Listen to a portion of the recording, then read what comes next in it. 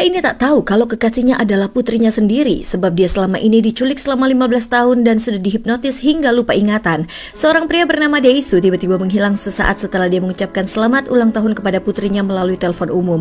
Temannya yang sedang berbicara dengan anak Daesu di telepon ini pun baru menyadari kalau temannya ini sudah tak ada. Temannya ini mencarinya, namun yang tertinggal hanya kostum sayap sebagai hadiah untuk anaknya.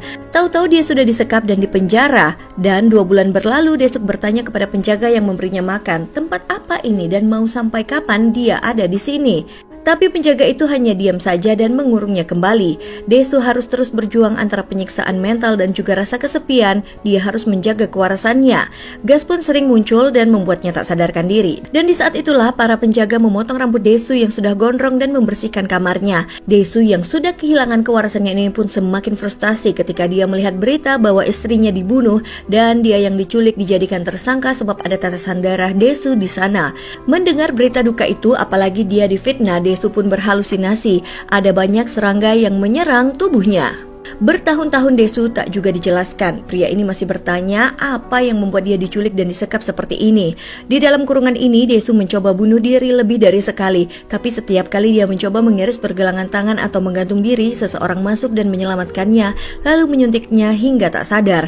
Ia disiksa bukan secara fisik tapi secara mental. Tubuhnya dibiarkan hidup tapi jiwanya dihancurkan secara perlahan. Tahun demi tahun berlalu, ia tak tahu siapa penculiknya, tak tahu alasannya hingga meratapi waktu dan kehilangan.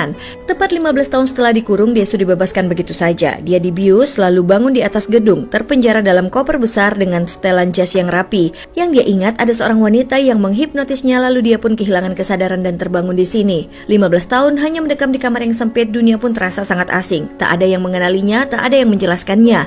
Dan sekarang ia hanya punya satu pertanyaan yang membakar seluruh jiwanya. Siapa yang melakukan ini padaku dan kenapa? Tapi kebebasannya bukanlah akhir dari penderitaan. Justru ini adalah awal dari permainan keji yang sudah dirancang selama 15 tahun. Dalam keadaan bingung, Daesu mulai menyelidiki. Ia mulai melacak petunjuk kecil, makanan yang ia makan selama dikurung, tempat penginapan yang mencurigakan, dan pria-pria misterius yang mengikutinya. Lalu dia bertemu dengan Mido, seorang perempuan muda yang bekerja sebagai koki sushi. Mido adalah sosok yang lembut tapi penuh rasa ingin tahu. Saat pertama kali melihat Daesu, ia tidak takut, justru penasaran. Daesu yang kasar dan penuh luka batin justru membuat Mido merasa iba. Mereka mulai saling bicara dan perlahan-lahan hubungan aneh itu pun tumbuh. Di sana, pria ini berkata, "Aku ingin makan sesuatu yang masih hidup." Mido menatapnya heran. Tak lama kemudian, dia menyajikan gurita hidup-hidup. Lalu tanpa ragu, Daesu langsung memakan